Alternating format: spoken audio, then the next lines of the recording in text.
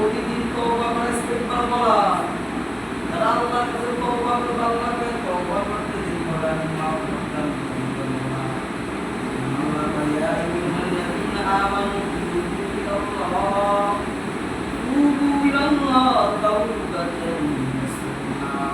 আল্লাহ বলে ইয়া আইয়ুহাল্লাযীনা আমানু হে মুমিনগণেরা তুবু তোমরা তওবা করো, আর কাছে তওবা করো ইলাল্লাহ আমার কাছে তওবা করো তাওবাতান নাসুহা, আর তওবা করো তারপরে তুমি তওবা নাই।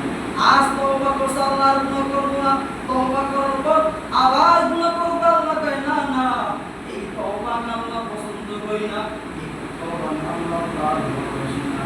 কিন্তু বান্দা ওই তওবাকে মুহাব্বত করি, সেই তওবা পর বান্দা গুনাহ করবে না। বলছে আল্লাহকে আর নামাজ ছাড়ব না, এই তওবা করার পর যে নামাজ ছাড়ে নাই, জীবনভর নামাজ পড়ছে, আল্লাহ কয় হে বান্দা আমি তওবা করতে পছন্দ করি। পয়গম্বর নবী সাল্লাল্লাহু আলাইহি ওয়াসাল্লাম বলেন হাদিসে قال النبي صلى الله عليه وسلم حتى إذا الذنب كمن لا ذنب له أو كما قال النبي عليه الصلاة والسلام বলেন হে উম্মতের দল হাত্তা ইযা الذنب كمن لا ذنب له, যে ব্যক্তি গুনাহ করছে, গুনাহ করার পর যদি কোনো বান্দা তওবা করে, গুনাহর পর যে ব্যক্তি তওবা করে তার দৃষ্টান্ত হলো ওই ব্যক্তির ন্যায় যারা আল্লাহর গুনাহ করে না।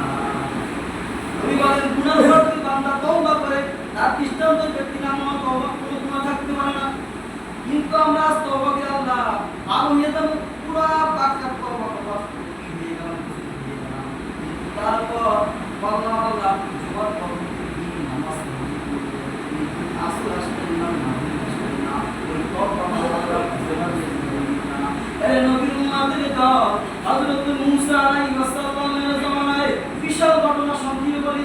মূসা আলাইহিস সালামের জামানায় শুধু রৌদ্র কোনো পানি নাই, সমস্ত যারা ভক্তরা সুন্নতরা বলে পয়গম্বর আপনি আমাদের জন্য দোয়া করেন, আমাদের সমস্ত ফসলগুলো তাপে কারণে পানি নাই। পয়গম্বর বলেন হে উম্মত চলো আমরা সবাই পাহাড়ে যাই, ৭০,০০০ বিশাল বাহিনী নিয়ে মূসা আলাইহিস সালাম পাহাড়ে গেলেন, যাওয়ার পর আল্লাহর কাছে তওবা করলেন, আল্লাহ বলেন আল্লাহ আমার উম্মতকে মাফ করে দেন, আমার উম্মত পানি চায় পানি পায় না, আল্লাহ আপনি বৃষ্টি দান করেন, রহমতের বৃষ্টি দান করেন। আল্লাহ মদিনা থেকে জানে পয়গম্বর মূসা ভালো করে শুনে নাও, এই মজলিসের মধ্যে এমন একটি ব্যক্তি আছে যার কারণে আল্লাহ বৃষ্টি দেয় না, আর নবী বললেন ও আল্লাহ কোন সেই